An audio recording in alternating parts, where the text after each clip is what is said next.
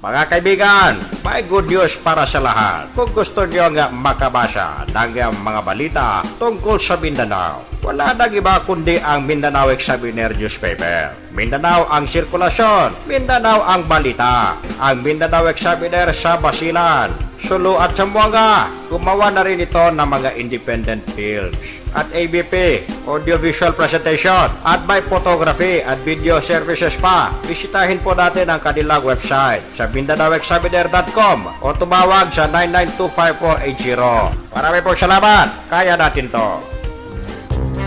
Welcome mga kaibigan! Yuhuu! Gising! Welcome sa ating programa, ang Radyo Mindanao, dito lamang sa RPN JXXX Zamboanga, ang number 2 radio station sa Western Mindanao. Dahil lahat sila gustong maging number 1. Kaya kami ang natira dito sa number 2. Tapo niyo ang balingkod, Fafa Al. Nagsasabing sa magandang hapon sa lahat. Maganda pa kayo sa hapon mga kaibigan.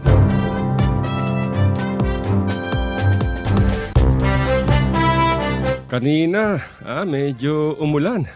Pero after a while, uminit. Ako po.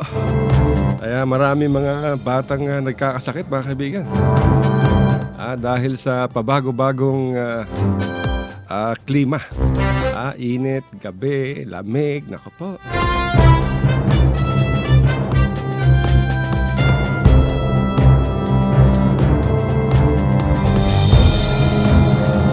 Binabati natin yung mga taga Basilan,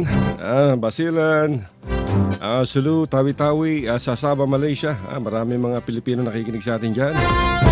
At sa Central Mindanao, sa North Cotabato, sa Kidapawan, andyan dyan sila at nakaabang sa atin. Sa Sultan Kudarat, sa Tacurong City, sa Maguindanao, Cotabato City. Oy, good afternoon. Sa mga bumubuo ng Bureau of Public Information sa Autonomous Region in Muslim Mindanao. Nakatune in sila sa ating ngayon mga kaibigan. Assalamualaikum kay Direktor Amil Mawalil.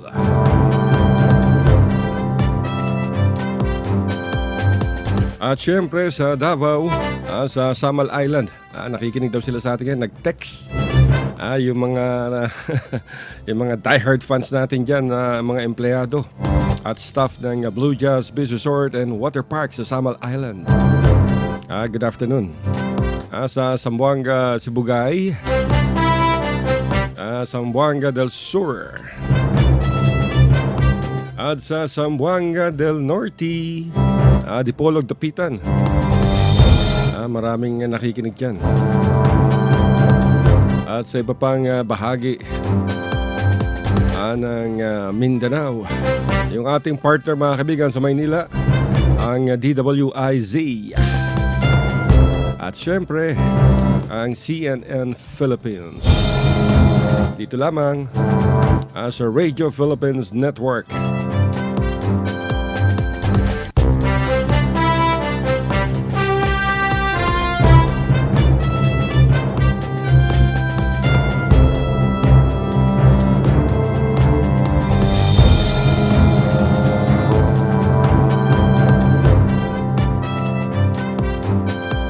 Kahapon mga kaibigan ay kinumpirma ng Western Mindanao Command ang pagpapalaya sa isang kapitan ng fishing boat, Malaysian fishing boat, na itong Indonesian skipper na si Herman bin Manggak.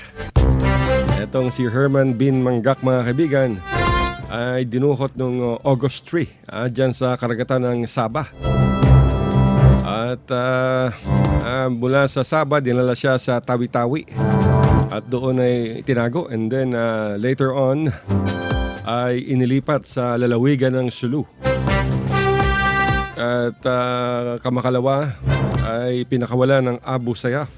Itong si Herman, 38 taong gulang. At ibinigay sa Moro National Liberation Front. Sa ilalim ni Nur Miswari. And from there mga kaibigan, ay ipinasa naman ng MNLF sa Joint Task Force Sulu ng Armed Forces of the Philippines dyan sa bayan ng Holo. At doon ay nagbigay siya ng pahayag sa mga military interrogators at in-interview siya.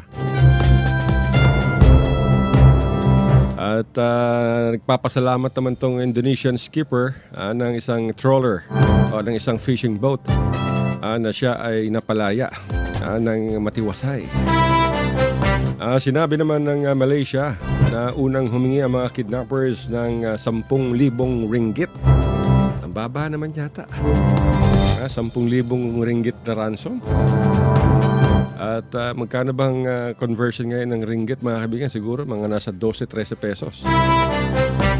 So mababa lamang yung hiningi ng Abu Sayyaf. At wala namang pahayag na ibinigay ang Moro National Liberation Front.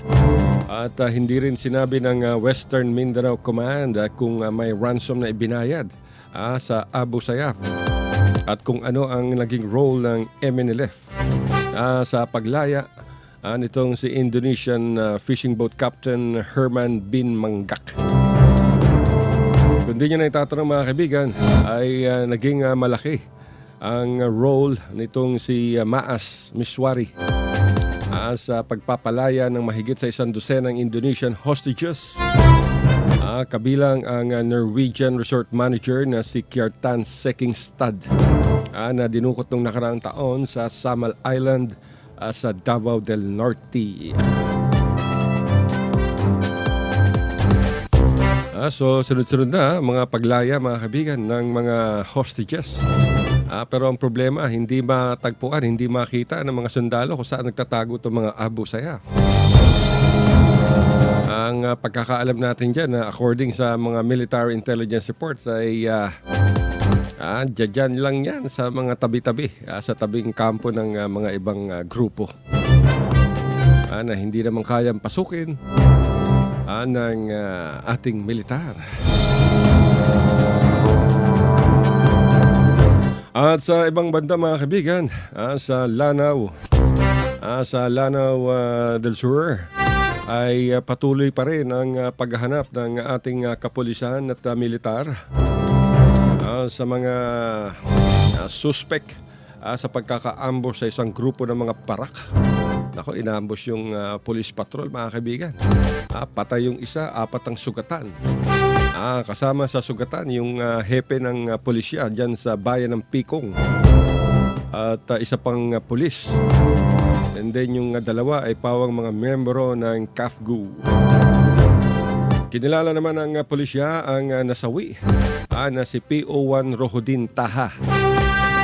At ang sugatang hepe ng pulisya sa Pikong ay si Senior Inspector Rudy Bagsingit. Nasa bumabiyahe raw ito, mga kaibigan, dyan mismo sa Pikong nang sila'y tambangan ng mga armado. Ayan ay ayon kay Senior Superintendent Agustin Tello. Siya ang Provincial Police Chief. At ayon sa inisyal na investigasyon ng PNP, ay nakilala ang isa sa mga suspect na si Akil Darimbang. Na isa sa mga nakapuga, mga kaibigan, noong August 27 diyan sa provincial jail. Etong si Akil Darimbang, mga kaibigan, kasama to sa grupo ng mga maute na nakikipaglaban sa militar at sa pamahalaan diyan sa Central Mindanao, particularly sa probinsya ng Lanao del Sur. So hanggang ngayon ay hindi pa nare-recover itong mga bilanggong tumakas o pinatakas ng Khilafah Islamiyah Movement. Kaalyado ito, mga kaibigan, ng Maute Group. At yung mga nakapuga, halos puro Maute ang apelyido. At na-recover sa kanila nung sila ay madakip ang iba't ibang improvised explosive devices. At 15 yan, mga kaibigan, 15 yan pumuga dyan sa provincial jail.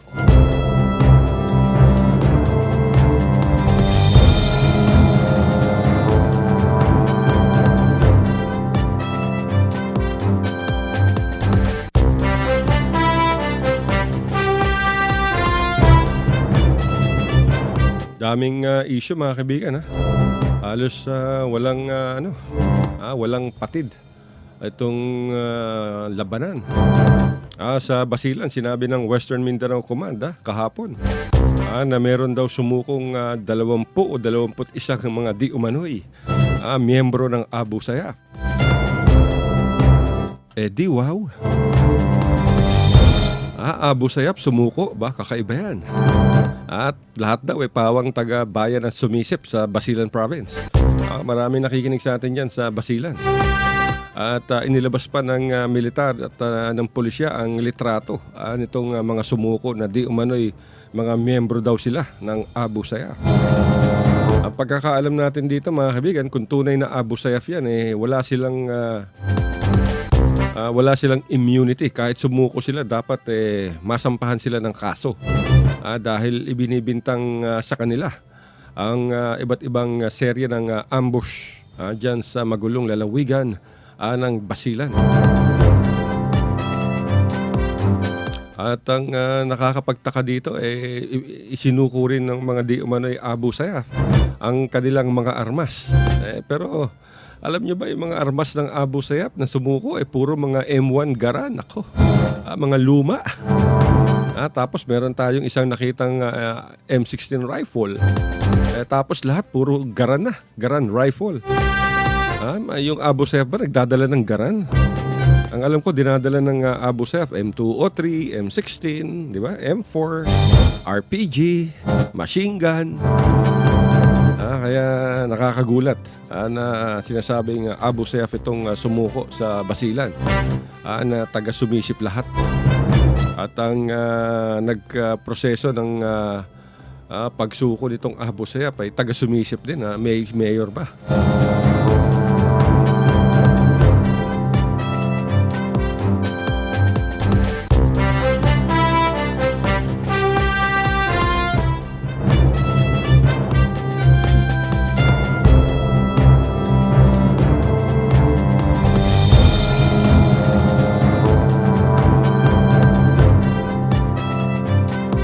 So, tignan natin mga kaibigan kung ano ang gagawin ng pulisya sa pagsuko ng di umano'y 21 mga Abu Sayyaf members. Dahil mismong yung commander ng 104th Infantry Brigade na si Colonel Thomas Donato ang tumanggap dito sa mga di umano'y Abu Sayyaf dyan sa barangay Buli-Buli sa sumisip kahapon.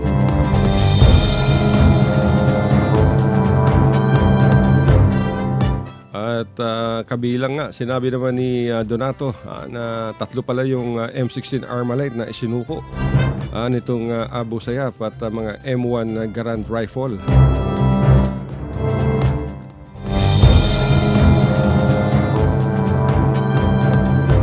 At ito daw ay dahil sa pakikipagtulungan nitong si Mayor Boy Hataman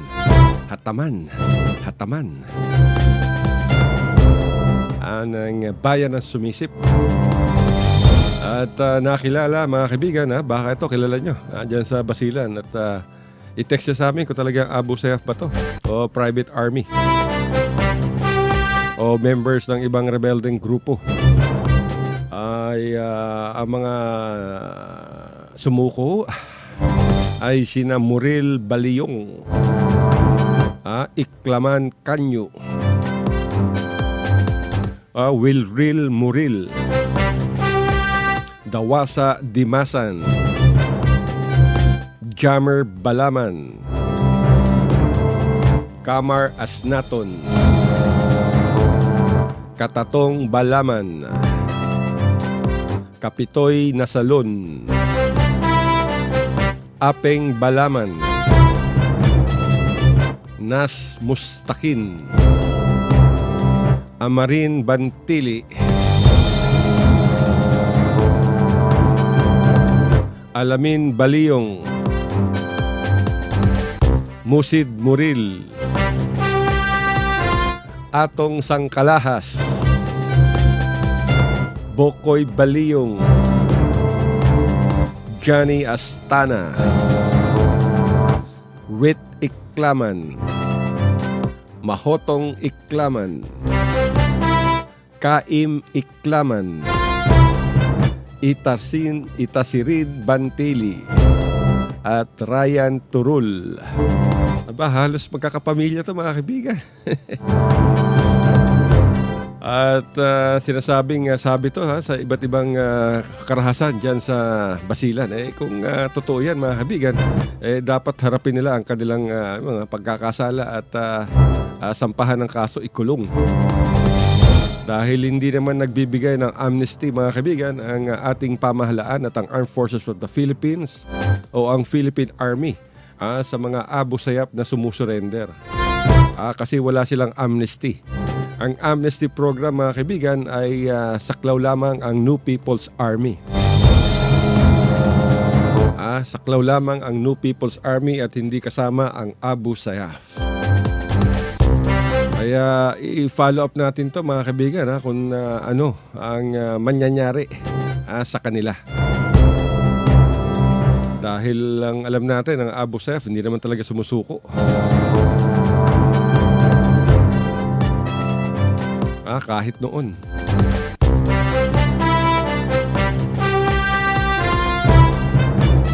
Maraming kaguluhan sa Basilan. Anong isang araw lamang nagkaroon ng shootout kahapon. At napatay yung dalawang suspect na sinasabing mga drug pushers. At ito daw di umano ay nanlaban sa mga pulisya habang nagsinasagawa ng drug bust operation. Diyan sa itong mga napatay, taga tipo-tipo.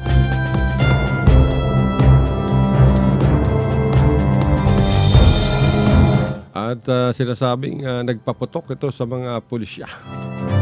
Kung kaya't yun.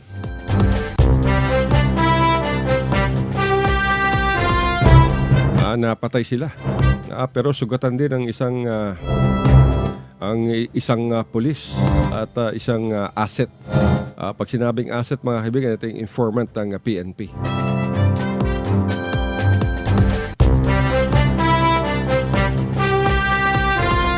At nabawi naman yung bangkay ng dalawang hinihinalang drug pushers at yung tatlong sachet ng pinaghihinalaang shabu. Alam nyo mga kaibigan, kalimutan nyo na yung droga. Walang may bibigay na mabuti mga kaibigan ng droga.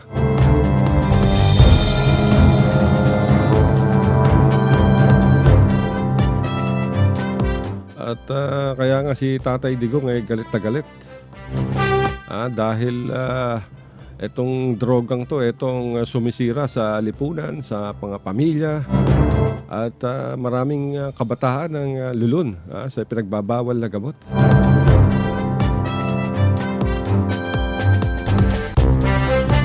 Kaya nga nakikiusap si Tatay Digong na suportahan natin mga kaibigan ang ating pulisya at pamahalaan dito sa pakikipaglaban sa illegal na droga.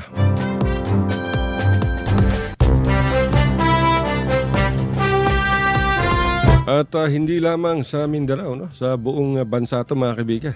Kita niyo naman kung napanood ninyo yung pahayag ng mga drug lords sa Senate hearing o sa congressional hearing. Ay sila mismo nagsasabi kung gaano katindi ang korupsyon dahil sa droga.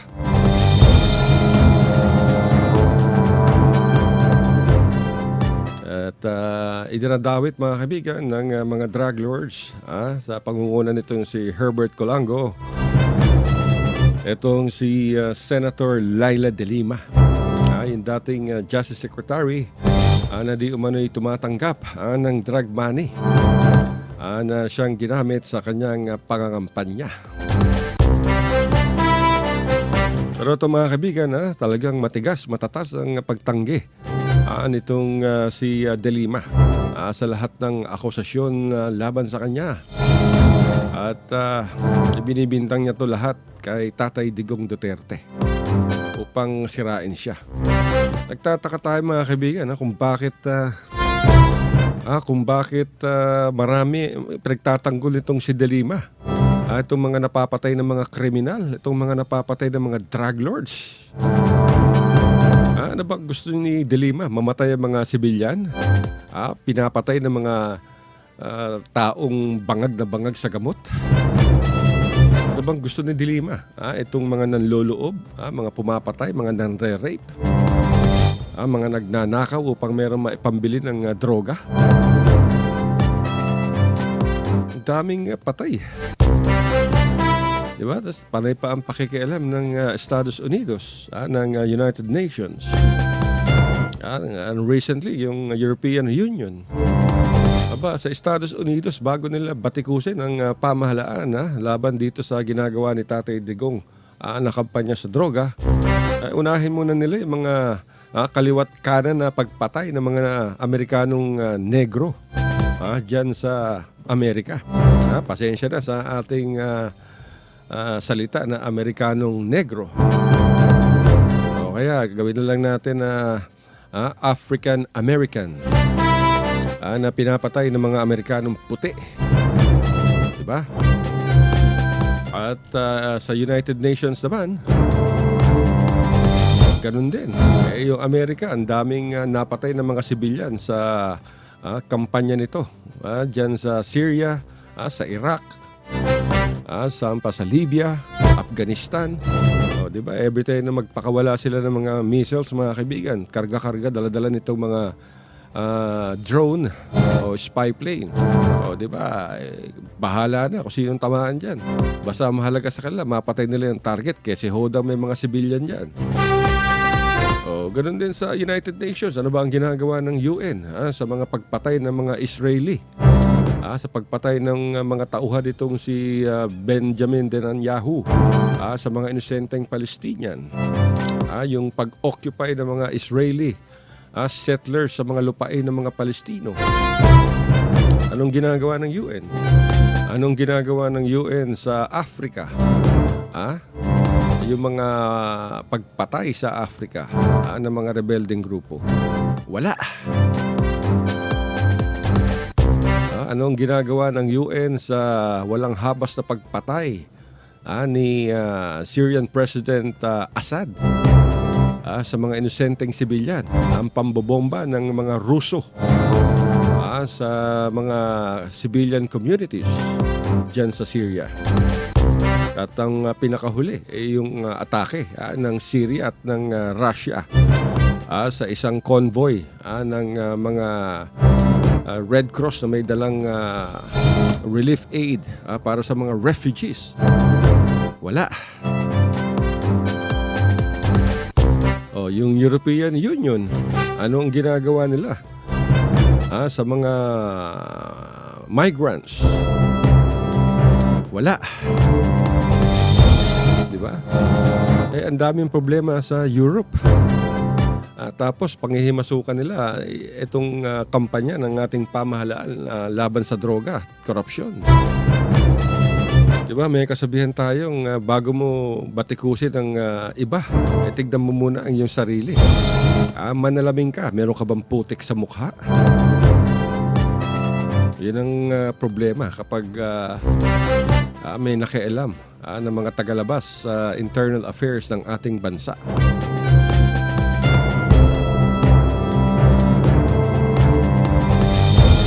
Gusto ba ng Amerika na magpadala si Tatay Digong ng mga isang team ng government inspectors at observers o kaya isang team ng mga abogado mula sa Public Attorney's Office papuntang Amerika upang imbestigahan yung pagpatay ng mga Amerikanong puti sa mga African American? Gusto ba ni Ban Ki-moon, Secretary General ng UN, na pumunta si Tatay Digong dyan sa United Nations at kalkalin ang records ng UN kung bakit pumalya sila. Napigilan ang atake, ang invasion ng Amerika, ng Britanya at ng Pransya sa Iraq at sa Libya. At pagkatapos niyan, tanungin natin ang United Nations, ang Amerika, kung saan nila dinala ang mga kinulimbat nilang ginto at langis mula sa Iraq at Libya. Asa ng weapons of mass destruction na sinasabi na ng Amerika, itong mass murderer na si George W. Bush. Kasama nitong si George W. Bush, si Condoleezza Rice at si Tony Blair ng Britanya. Ayun ang problema, mga kaibigan. Maraming nakikialam sa ating bansa. Ang masakit pa nito, mismong katulad dito, isang magandang halimbawa, si Senator Leila de Lima. Sumulat ba naman sa UN at magpadala daw ng rapporteur sa ating bansa upang imbestigahan ang extrajudicial killings di umano na kagagawa ng mga state forces o ng ating kapulisan. Ano ba ang sabi ni Senator Tito Soto? Di natin kailangan yan. Wala naman extrajudicial killings na nagaganap. Itong mga napapatay, mga kaibigan, ay nanlalaban sa pulis. Anong gagawin ng pulis, di ba? Marami ng pulis ang napatay diyan sa kanilang sa kalagitnaan ng kanilang trabaho. Gusto ba ni De Lima? Gusto ba ni Senator Antonio Trillanes na mamatay ang mga pulis, ang mga sundalo na kasama sa kampanya kontra droga, o itong mga drug pushers?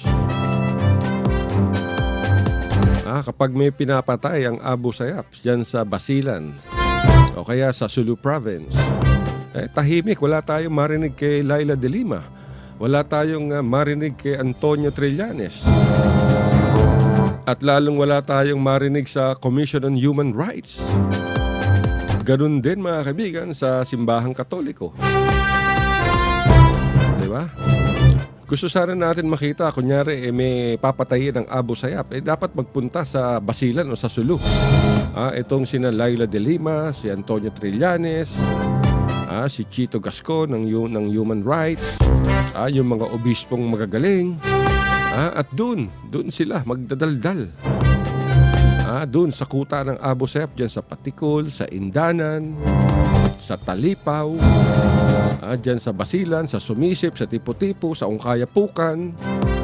Diba? Pag maraming namamatay, ilang beses ang dami ng pinugutan. Wala naman tayong marinig sa kanila. Ang naririnig lang natin, puro batikos. Ay, nako. Kaya nga, sabi ni Tatay Digong, kung wala kayong maitulong sa problema, manahimik na lamang kayo. Let me do my job. Diba? Sabi ni Tatay Digong yan. If you destroy my country, I will kill you. Yan ang sinabi ni Tatay Digong na warning. Dito sa mga involved sa pinagbabawal na gamot. Kita nyo ang problema sa Mexico, sa Colombia. Yung mismong mga drug lords ang nagpapatakbo ng pamahalaan. Meron nga dyan na yung isang mayor, nanalo siya ngayong araw na to, kinagabihan, pinatay siya ng mga drug lords. At hindi lang basta gano'n yun, mga kaibigan. Yung mga drug lords dyan, maraming grupo. At talagang ma-impluwensya dahil ginagamit nila itong kwarta mula sa droga at karahasan upang patayin yung mga umaayaw sa kanila, yung mga bumabatikos at yung mga tumataligsa. Maswerte nga ito sila De Lima, sila Trillanes at ang iba pa dahil hindi ganyan ang ating bansa. Kung hindi nanalo si Tatay Digong sa pagkapangulo, do you think ano ang kahihinatnan ng Pilipinas? Kita niyo naman sa Bilibid mismo, diyan nagkakaroon ng transaksyon sa pagbebenta ng mga droga. Ang isang drug lord, sinasabi niya, katulad si Herbert Colango, 3 kilo bawat linggo, 12 kilo bawat buwan. Pinakamababa yan. daan-daang milyong piso mga kaibigan ang transaction dito dyan sa National Bilibid Prison. Yung transaction na yan every week yan. Anyway, tignan natin mga kaibigan kung hanggang saan to, dahil humingi si Tatay Digong ng karagdagang 6 na buwan upang masawata itong problema ng illegal na droga sa ating bansa. Dapat dito walang timeline to mga kaibigan. Kung ako kay Tatay Digong sa kanyang terminong 6 na taon, tuloy-tuloy yan hanggang sa ma-attain natin ng kasiguruhan na wala ng droga sa kalsada.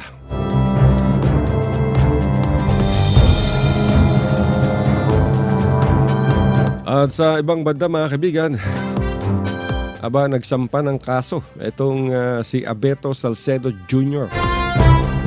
Na dating opisyal ng Department of Agriculture dyan sa Digo City, laban dito kay Edgar Matubato.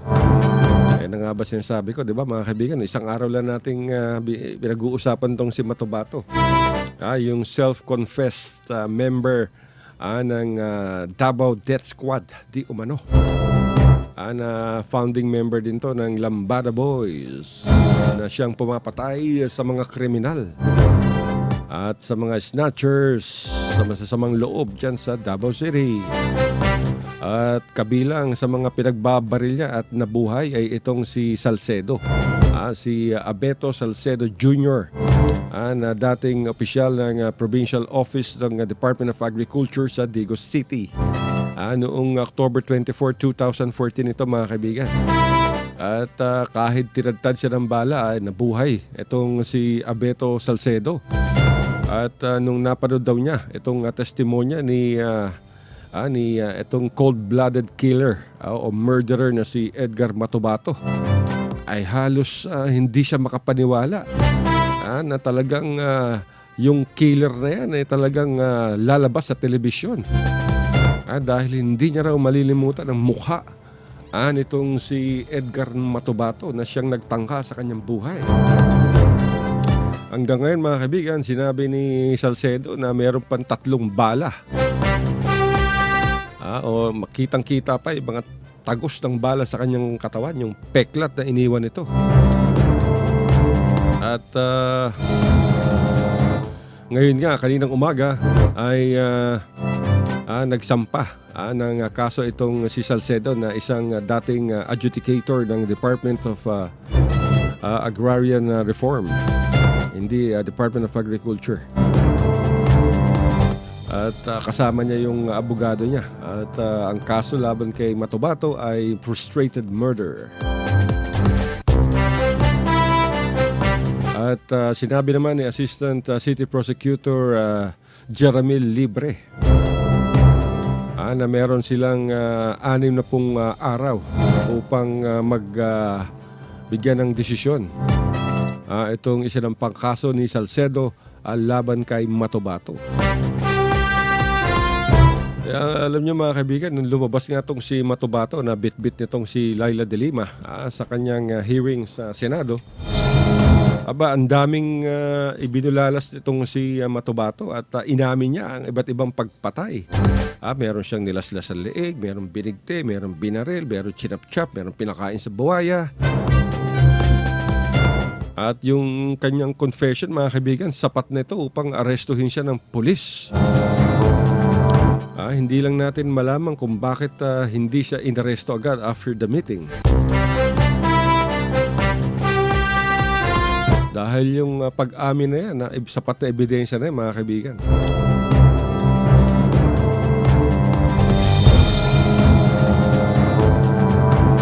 Kaya yung mga iba pa, katulad dun si Sally Macdum, yung mismong bayaw niya ba, yung isang Turko, na sinasabi niya during the hearing na dinukot nila sa Samal Island dahil isa umanong foreign terrorist.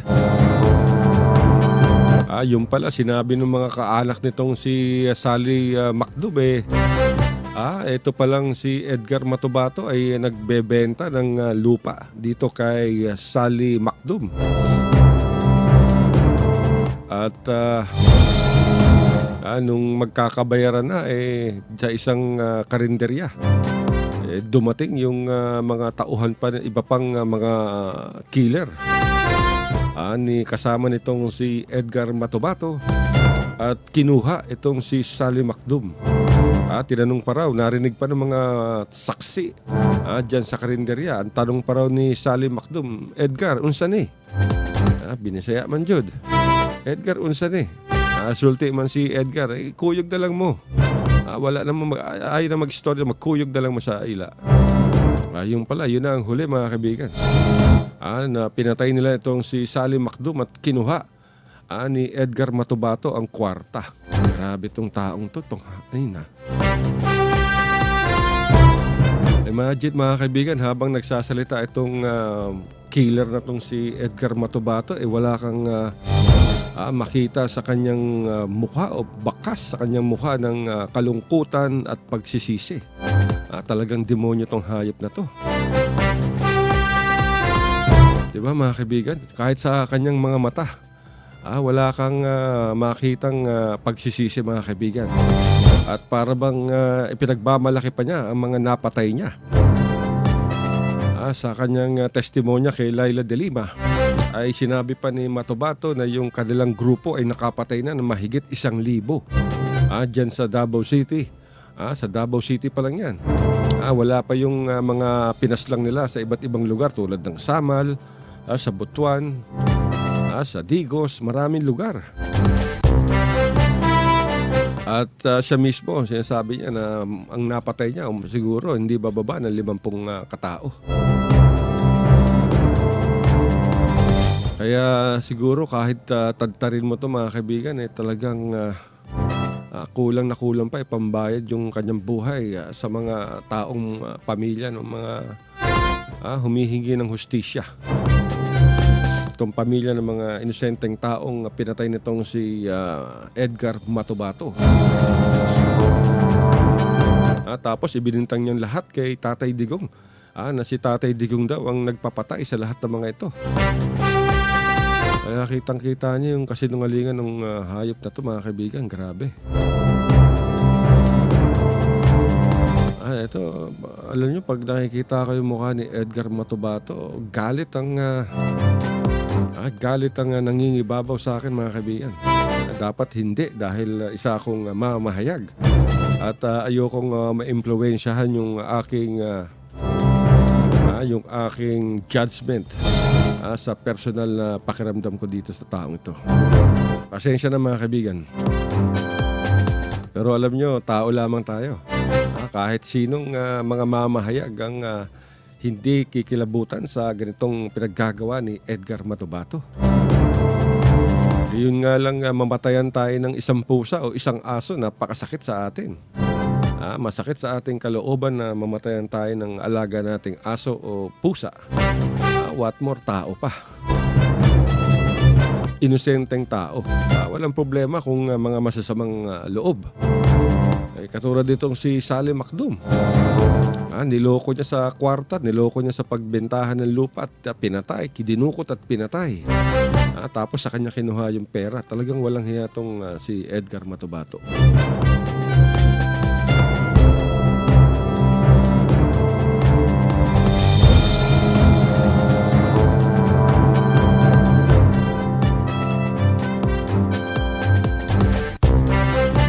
Anyway, ibigay lang natin to sa otoridad mga kaibigan. At tignan natin kung hanggang saan. Saan hahantong itong investigasyon ng Kongreso at investigasyon mga kaibigan ng Senado. Dahil magkahiwalay ito. At kung ano ang manyanyari dito kay Laila de Lima na ngayon pa lamang ay naharap na sa dalawang reklamo sa Ethics Committee kaugnay sa mga akusasyon nitong mga drug lords mga kaibigan.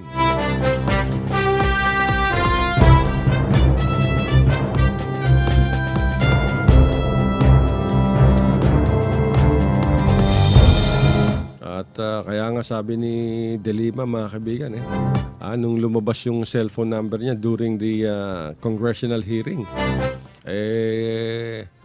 sabi ni De Lima, nalalagay daw ang sa alanganin ng kanyang buhay. Paano naman yung mga pangalan ng mga pulis na idinabit itong si De Lima sa extrajudicial killing sa Davao City?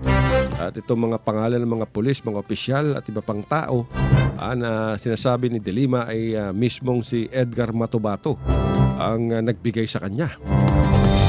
Kahapon during the Senate hearing na pinangunahan itong si Senator Richard Gordon ay inamin ni Matubato na isang pare ang kumukontak dito kay De Lima upang ibig sabihin nito, isang pare ang kabilang sa mga nagbibigay ng proteksyon dito kay Matubato. Aba, tinanong siya ni Gordon na sino ba yan? Opisyal ba ng gobyerno yan? Ang pamahalaan? Polis ba yan? Militar? Hindi po. Isa pong pare. Sagot ni Matubato. Isang pare. Yan ang tubag pa nitong si Gordon. Si De Lima, sus, hadlok mga jud.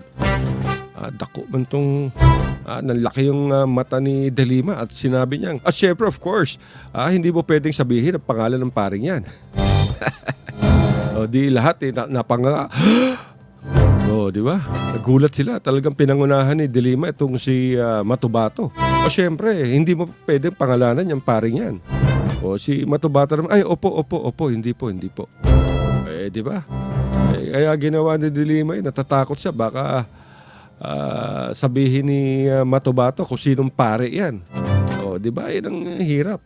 Makikita niyo mga kaibigan, yung collusion, yung collusion between itong paring ito, si De Lima, si Trillanes, yung Commission on Human Rights, si Gascon, at yung mga iba pa. Upang talagang i-exploit itong kasinungalingan ni Edgar Matubato upang sirain itong si Tatay Digong Duterte. Ayan na nga ba sinasabi natin? Ngayon, sino ang nasa likod ng paring yan? Alam niyo naman, maraming bumabatikos na mga taga-simbahan kay Tatay Digong. Dahil dito sa mga pagpatay sa mga drug pushers na ibinibintang nila kagagawa ng pulisya. Ang daming mga drug pushers ang pinatay ng mga kalaban nila sa kalakalan sa illegal na droga. Sino kaya tong paring ito, mga kaibigan? Kaya tapos lumutang pa yung merong daw plot ng isang coup d'etat upang mapatalsik si Tatay Digong sa kanyang pwesto. Ito daw coup d'etat ay pinangungunahan, ginagawa o nasa likod nito ay isang PhilAm o Filipino-American na dyan sa Estados Unidos ngayon. At itong PhilAm na to, bagamat hindi pinangalanan ni Secretary Martin Andanar, ay sinasabing talagang rabid supporter ng Liberal Party. Nako po, sino kaya ang taga-Liberal Party ang nagpa-plot o posibleng nagpopondo sa coup d'etat laban kay Tatay Digong? Alam niyo mga kaibigan, talagang hindi mananaig ang anumang coup d'etat sa bansa dahil 16 na milyong Pilipino ang bumoto kay Tatay Digong. At kung gawin niyo yan, sinasabi ko sa inyo, magkakaroon ng people power sa buong bansa upang protektahan ang demokrasya, upang protektahan si Tatay Digong. At pag nangyari yan, tinitiyak ko sa inyo, ang unang magiging casualties niyan ay yung mga nasa likod nitong bantang coup d'etat. At hindi rin papayagan ng Armed Forces of the Philippines yan at ng Philippine National Police. Wala kayong makukuhang suporta mula sa AFP at sa PNP. Lalo-lalo na kay CS, kay General Ricardo Visaya. at kay Kuya Bato de la Rosa. Ako po. Diba? Wala kayong makukuhang suporta. Ang sinasabi na nga ni Tatay Digong, I am risking the presidency and even my life to protect this country from the clout of illegal drugs. If you destroy my country, I will kill you. Yan. Kaya nga na, unang nanawagan dati si Kuya Bato de la Rosa sa mga mamayan. Kung may kilala kayo mga drug lords, sunugin ninyo yung mga bahay. Sunugin ninyo yung mga bahay ng mga drug lords. Ayan ang sinabi ni Kuya Bato de la Rosa. Para matapos na raw itong masasamang gawain. At pagkatapos ng mga drug lords, pagkatapos ng kampanya laban sa droga, isusunod na naman ni Tatay Digong ang laban sa mga kriminal, sa mga gun for hire, sa mga hard killers, sa mga kidnappers, sa mga terorista. Kaya maghanda-handa na kayo. At kasabay niyan ang pakikipaglaban sa korupsyon.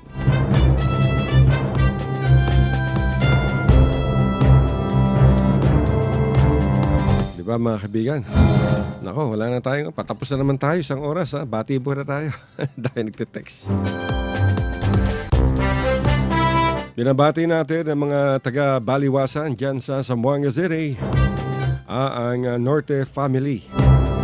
Ang greetings ay nanggagaling kay Alili. Binabati niya rin ang kanyang asawa. Si Ramil Kamay at kay ganoon din kay Kagawad Rodelpio Quinto ng Baliwasan. At sa Lamitan, sa Basilan, magandang hapon sa inyo dyan. Dyan din sa Kidapawan City, sa Solmerano family, kay John Marie Solmerano. Sir, good afternoon. At maraming salamat sa pakikinig sa ating programa dito sa Radyo Mindanao.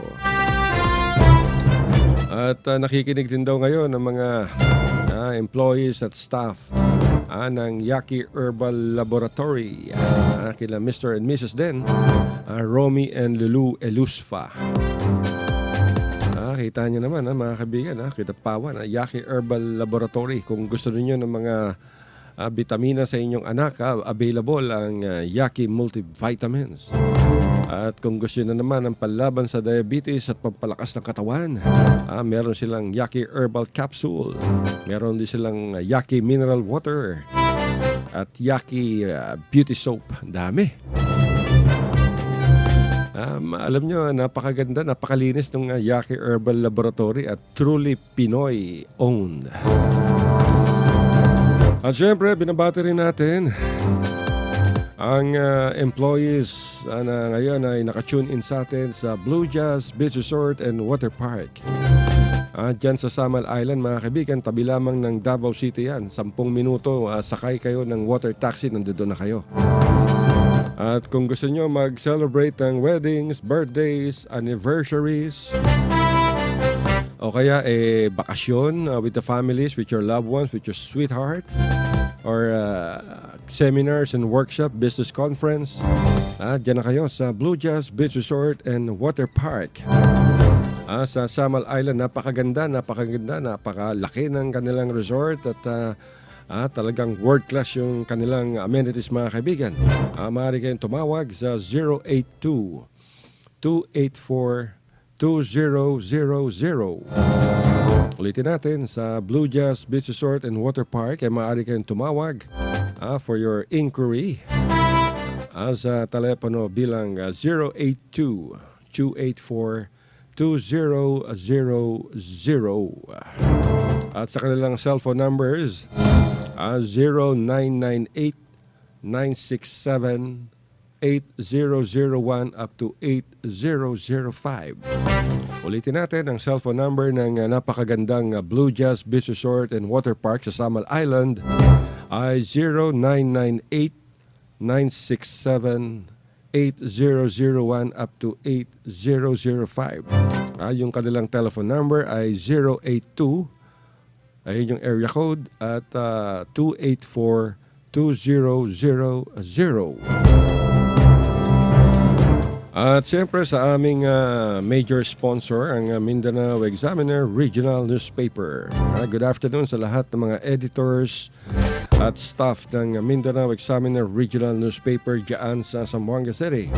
At yung kanilang pahaygan ay available sa malaking bahagi ng Mindanao. Mula Zamboanga City hanggang Cotabato, available yan. Hanggang Cebu, hanggang sa Quiapo. Sa Quiapo, dyan mga kaibigan, sa labas lamang ng mosque. At yung Mindanao mga kaibigan, meron silang advertisements at kailangan sila. Job hiring to Mindanao Examiner Regional Newspaper is in need of one news writer with experience in newspapering and broadcast media and has a good command of the English language and fluent in Visayan dialect.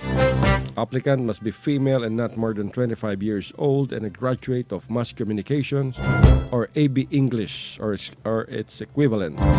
Preferably a resident of Zamboanga City, hardworking, and can work under extreme pressures and less supervision.